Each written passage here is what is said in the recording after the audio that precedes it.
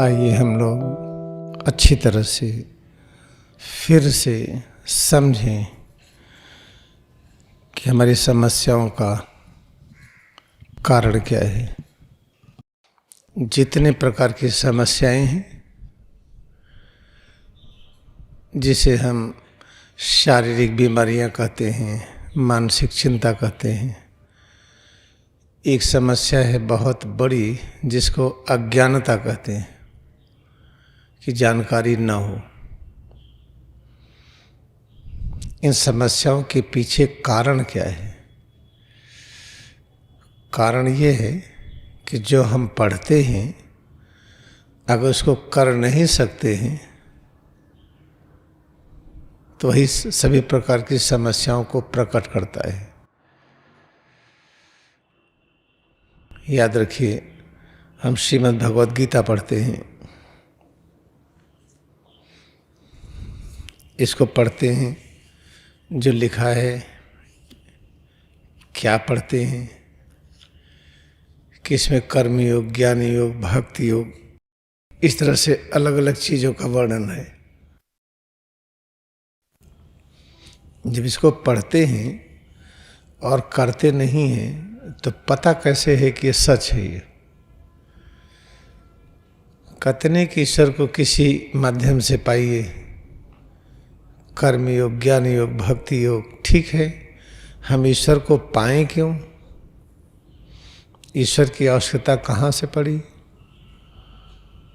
दैनिक जीवन में आवश्यकता है हवा, पानी, मकान, खाने पीने की चीज़, अच्छे से मित्र हो, परिवार ठीक हो। इसमें ईश्वर तो बीच में आते ही नहीं है। ईश्वर के बारे में सुन करके हम बार बार कहें कि जीवन का लक्ष्य ईश्वर की अनुभूति, ये भी एक बीमारी का कारण है। अगर जीवन का लक्ष्य ईश्वर की अनुभूति है तो ईश्वर की अनुभूति से सभी प्रकार की समस्याओं को दूर करिए। प्यास लगी है, ईश्वर की अनुभूति करिए, पानी आ जाए। सिद्ध करिए। अगर सिद्ध नहीं करते हैं तो ठीक नहीं है। जब ईश्वर से सभी प्रकार की समस्याएं हम दूर करने का प्रयास नहीं करते हैं और मानते हैं सब काम ईश्वर करते हैं, भगवान करते हैं, ये बीमारी का कारण है। याद रखिएगा, हम जो पढ़ें वो न करें तो हम बीमार होंगे। पहली बीमारी होगी अज्ञानता। हमेशा शंका रहेगी कि भविष्य किधर है, डर रहेगी आगे क्या होगा। अतीत से जो कुछ हमने सीखा है उसमें भी शंका होगी, वर्तमान में अस्थिर होंगे। तो इन सब समस्याओं का निदान कैसे करें? भाई ईश्वर के बारे में बात करते ही हैं लोग, गीता के बारे में बात करेंगे, बाइबिल, कुरान, गुरु ग्रंथ साहब, जिसके पास जो धार्मिक पुस्तकें हैं उसको पढ़ेंगे, लेकिन उसके अनुसार करेंगे नहीं, चलेंगे नहीं, सिद्ध करेंगे और पढ़ते रहेंगे। इसलिए समाज बिखर गया। जैसे पूरा पृथ्वी बंट गया है, ये भारत है, पाकिस्तान है, बांग्लादेश है, चीन है, या एशिया है, यूरोप है, ऑस्ट्रेलिया है, अमेरिका है, ऐसे जो कॉन्टिनेंट में बट गया। ऐसे समझिए कि हम मानवता बट गई कि हिंदू हैं, मुस्लिम हैं, सिख हैं, ईसाई हैं, जूस हैं। ये जो बंटवारा हो गया, सारी बीमारी का कारण ये है। बंटवारे का कारण क्या है कि हम ईश्वर, धर्म आदि के बारे में कहते हैं लेकिन उसको सिद्ध नहीं करते हैं। तो हम करें क्या? अब समस्या है क्या करें हम? इसलिए क्रिया विज्ञान पर आइए, क्रिया योग ध्यान पर आइए। सिर से पैर की अंगुली तक सब कुछ इस रूप में अगर विद्यमान नहीं है, अगर आत्मा, परमात्मा, ईश्वर, शक्ति, ज्ञान, शांति, आनंद, अमर तत्व अगर सिर से पैर की अंगुली तक इस रूप में नहीं है तो हमें वो सब चाहिए भी नहीं। हमें तो वह चाहिए जो सिर से पैर की अंगुली तक इस रूप में विद्यमान है। तो अब हमें करना क्या है? जीवन को एकदम ठीक ठीक सरल बनाइए। सिर से पैर की अंगुली तक इसी को ज्ञान मान लीजिए। संपूर्ण ज्ञान, हर प्रश्नों का उत्तर, भविष्य क्या है, अतीत क्या है, वर्तमान क्या है, हम क्या करें, संपूर्ण ज्ञान की अनुभूति सिर से पैर की अंगुली तक, इसी को अनुभव करके हम करें, ये महत्वपूर्ण है। तो कैसे करें इसको? तो इसको पकड़ना है। कैसे पकड़े हम? जैसे इस किताब को पकड़ना है, इस किताब को हमें पकड़ना है। एक तागा लगाया, 2 तागा, 3 तागा, इसको पूरी तरह से कवर कर लेना है कि इसमें कोई आंधी तूफान ना आए, इसमें पानी पर से तो भीगे ना। हम इसको ऐसा कवर करें कि सुरक्षित हो, आग न लगे, पानी से भीगे ना, ये टूटे ना, गिरे ना। तो इसको करने के लिए क्या करना पड़ेगा? तो याद रखिए, सिर से पैर की उंगली तक ये जो स्वरूप है, हम इसको पकड़ ले, ऐसा पकड़े कि छूटे ना। पकड़ने का तरीका क्या है? हम ऐसा पकड़े न ये छूटे, न बीमार हो, न तनाव हो, न चिंता हो, न डर लगे, हर प्रकार के डर से मुक्ति मिल जाए, हर प्रकार की अज्ञानता से मुक्ति मिले। तो ये सब कैसे होगा? सब बड़ा सरल है। सिर से पैर की अंगुली तक, इसमें जब हम कड़ापन ढीलापन करते हैं, कड़ापन धीरे धीरे, लो ग्रेड, फिर मीडियम, फिर हाई, न्यूनतम कड़ापन, मध्यम, फिर उच्च, इस माध्यम से कड़ापन ढीलापन करके जो अनुभव करते हैं, उसी को और अनुभूति करिए। तो हम ज्ञान को पकड़ रहे हैं, लेकिन इतना पर्याप्त नहीं है। हम श्वास भी अनुभव करें, उसी के साथ साथ पैर की उंगली से सिर तक इसे कड़ा करके, ढीला करके अनुभव करते हुए हम श्वास भी अनुभूति करें। क्योंकि श्वास है क्या? सिर से पैर की उंगली तक यही श्वास के रूप में भी है। जैसे पानी भाप के रूप में, पानी और भाप में कोई अंतर नहीं है। बस पानी जब उड़ता है तो उसे भाप कहते हैं, पानी जब ठोस होता है तो बर्फ कहते हैं। तो सिर से पैर की उंगली तक इसी को मान लीजिए सब कुछ है। जो ज्ञान हम पढ़ते हैं मेडिकल साइंस में, इंजीनियरिंग में, फिलॉसफी में, या जैसे धार्मिक ग्रंथ कहते हैं, जैसे बाइबल है, कुरान है, वेद है आदि सब, ये सब जो पुस्तकें हैं जितनी भी तरह की हैं, उन सबको मिला लीजिए। सिर से पैर की उंगली तक यही सब कुछ है। तब इसको पकड़ना सीखिए, तो कड़ापन ढीलापन करके जो अनुभूतियाँ होती उसमें एकाग्र होते जाइए। तो हम पकड़ते गए, हम उसी के साथ साथ श्वास दर्शन कर रहे हैं। और याद रखिए कि श्वास और कुछ नहीं है, यही शरीर श्वास के रूप में है, जैसे पानी और भाप। और सिर से पैर की उंगली तक जो कड़ापन अनुभव करते हैं, ये कड़ापन क्या है? जैसे भाप पानी हुआ, पानी बर्फ हुआ, तो कड़ापन को आप बर्फ की तरह स्वीकार करिए। तो कड़ापन ढीलापन की भिन्न भिन्न अनुभूतियों में एकाग्र होते जाइए। उसी के साथ साथ श्वास अनुभूति करिए। तो अपने को पकड़ लिए नहीं, अभी पूरी पकड़ नहीं हुई है। फिर आंख बंद करके जो माथे के सामने देखते हैं, ये क्या है? सिर से पैर की उंगली तक यही स्वरूप जो श्वास के रूप में अनुभव करते हैं, उसी को माथे के सामने अंधकार प्रकाश के रूप में भी अनुभव करते हैं। तो हमको ज्ञान को पकड़ने के लिए सिर से पैर की उंगली तक इसको पकड़िए, साथ में श्वास अनुभव करिए। फिर माथे के सामने एकाग्रता बढ़ाते जाइए। जो भी हम अनुभव कर रहे हैं माथे के सामने, काला, पीला, नीला, उसमें भी एकाग्र होइए। तब हम इस ज्ञान को और अच्छी तरह से पकड़ लिए। बस इतना ही नहीं, फिर हम कान बंद करके जो सुनते हैं, ये क्या है? वही एक ही चीज़ है जिसको हम ध्वनि के रूप में अनुभव कर रहे हैं। अब हो गया कड़ापन ढीलापन, श्वास, माथे के सामने जो देखते हैं आभा मंडल, ये कान बंद करके सुनते हैं, वो सबको एक साथ करिए। पकड़ लिए नहीं, अभी पूरा पकड़ में नहीं आया। फिर सिर और रीढ़ को पकड़िए, क्योंकि सिर और रीढ़ से हर चीज़ जुड़ी है। अगर सिर और रीढ़ में एनेस्थीसिया दे दीजिए तो कड़ापन ढीलापन हम कुछ भी नहीं कर पाएंगे, न श्वास की अनुभूति कर पाएंगे, माथे के सामने क्या दिखता है वो भी पता नहीं चलेगा, कान भी नहीं बंद कर पाएंगे। तो उसी के साथ साथ सिर और रीढ़ में एकाग्र हुई।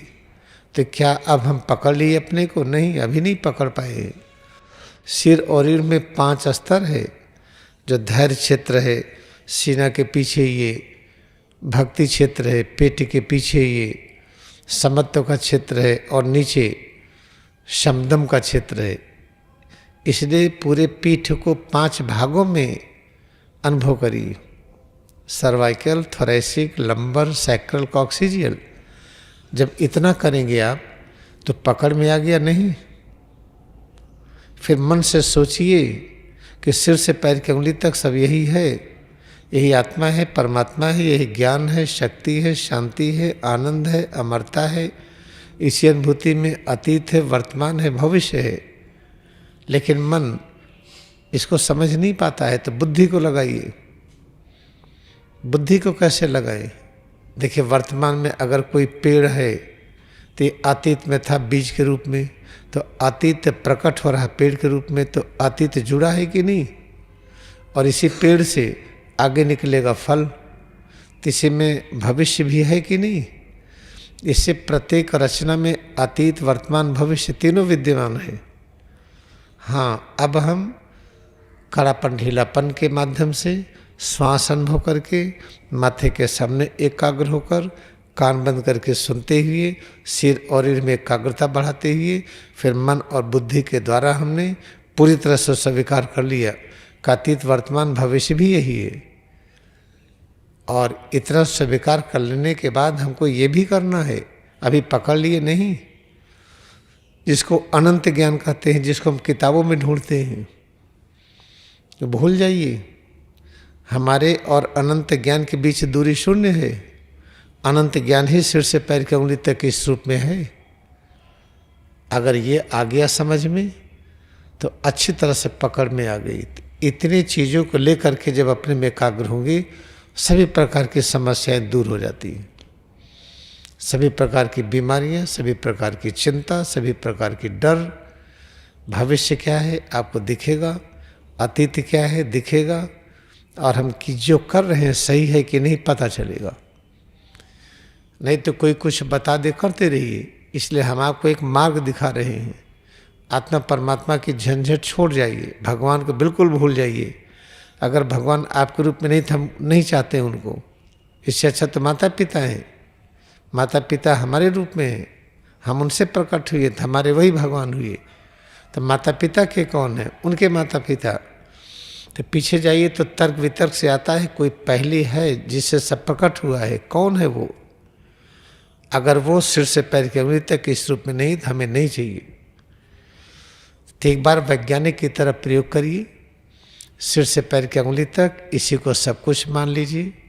बैठ करके आधा घंटा, 15 मिनट, 1 घंटे अभ्यास करिए। धीरे धीरे अभ्यास का समय बढ़ाते जाइए। करते करते एक दिन आएगा कि 24 घंटे अभ्यास कर लेंगे। फिर आप हो जाएंगे लड़ी मनुष्य की तरह, जीसस क्राइस्ट की तरह, गौतम बुद्धा की तरह, भगवान राम और कृष्ण की तरह। फिर उस तरह से होंगे, फिर आपको कोई दिक्कत होगी ही नहीं। ये है क्रिया योग विज्ञान को हम कैसे अपनाएं, कैसे स्वीकार करें। अच्छी तरह से एक चीज़ को याद दिलाना चाहते हैं। सभी प्रकार की समस्याओं को क्रिया योग ध्यान से, ईश्वर की अनुभूति से सॉल्व करिए। कैसे समझ में नहीं आता है, इसलिए स्क्रिप्चर लिखा गया योगी कथामृत चैप्टर नंबर 11। जब योगानंद के भाई कहते हैं कि ईश्वर के पीछे पागल हो रहे हैं, तो ठीक है, ईश्वर आपको टिकट दे दें, खाना दे दें और वृंदावन घुमा दें। कहानी पढ़िएगा। जब आगरा में मिलने के लिए गए अपने भाई से और ताजमहल देखने के लिए गए थे, इच्छा व्यक्ति की वृंदावन जाने की, तो कहते ठीक है, अगर ईश्वर सब कुछ करता है तो उनसे टिकट मांग लो, खाना पीना मांग लो, वृंदावन घूम आओ और आधी रात पहले वापस भी आ जाओ। कहें ठीक, हम करके दिखा देते हैं। और करके दिखा दिया। इसलिए योगानंद बीमार नहीं हुए। हाँ, कहते हैं लोग अंतिम 3 वर्ष चल नहीं पाते थे क्योंकि उनको जाना था, सारे शिष्यों का बर्डन ऊपर ले लिया। क्योंकि जाना है तो जिन शिष्यों को तैयार कर रहे थे क्रिया योग के लिए, उनमें जो कुछ कमियां थी उसको अपने ऊपर ले करके सॉल्व किया। अब कह देंगे हम नहीं मानते हैं। देखिए परमहंस योगानंद जब शरीर छोड़े तो अगर उनकी शरीर बीमार थी तो जल्दी सड़ती ना, जल्दी दुर्गंध आती। पड़ी रही हफ्तों, उसमें कोई परिवर्तन नहीं हुआ। न बर्फ पर रखी गई थी, न कोई दवा अंदर में डाली गई थी, न कोई क्रीम लगाया गया था। चमड़े में कोई शुष्कता नहीं आई, चेहरे की मुस्कान बनी रही, सब शरीर वैसे ही बनी रही। तो इसका मतलब वो बीमार नहीं थे, याद रखिएगा। तो सीधा सा अर्थ ये है कि क्रिया योग ध्यान को पकड़िए। आत्मा, परमात्मा, ज्ञान, शक्ति, शांति, अमरता, अतीत, वर्तमान, भविष्य सब कुछ आपके रूप में विद्यमान है। इसको मान के अभ्यास करिए और सभी प्रकार की समस्याओं से मुक्त हो जाएंगे। नहीं तो यहाँ बैठे रहिए क्लास में और रोज आइए, दिखाई कि हम बहुत डेडिकेटेड हैं और इस सिद्धांत को न मानिए तो सिद्ध हो गया कि डेडिकेटेड नहीं है। अगर आपकी समस्याएं दूर नहीं हो रही हैं तो निश्चित है कि डेडिकेटेड नहीं है। क्योंकि लाड़ी मास्टर ने दिखाया कैसे मरे हुए के जिंदा किए थे, जो ईसा मसीह ने किया था लाजरस के लिए। लाड़ी मास्टर ने दिखाया कैसे अंधे को आंख दिए थे। ये सब तो नई घटनाएं हैं ना, ये कहानी नहीं है। लाड़ी मास्टर ने दिखाया कैसे बिना हवाई जहाज के पल भर में कहीं चले जाते हैं। लाड़ी मास्टर ने दिखाया कैसे दूर किसी भी गाड़ी को, किसी भी मशीन को रोक सकते हैं बिना किसी मशीन के। इस तरीके से याद रखिए, चूँकि ये चीज़ दिखाई जा चुकी है, प्रयोग किया जा चुका है। इसमें देखिए द्विशरीरी सन 3रा चैप्टर, कैसे हम अनेक शरीरों में घूम सकते हैं। तो इसमें कोई शंका न करिए, कहीं आत्मा परमात्मा नहीं है, वही आपके रूप में है, वही सबके रूप में है। वही आत्मा परमात्मा, वही पृथ्वी, वही हवा, वही पानी, वही अग्नि। इस सिद्धांत को मानिए और सभी प्रकार के कष्टों से मुक्त होइए। आइए हम आपको 5 मिनट अभ्यास देते हैं।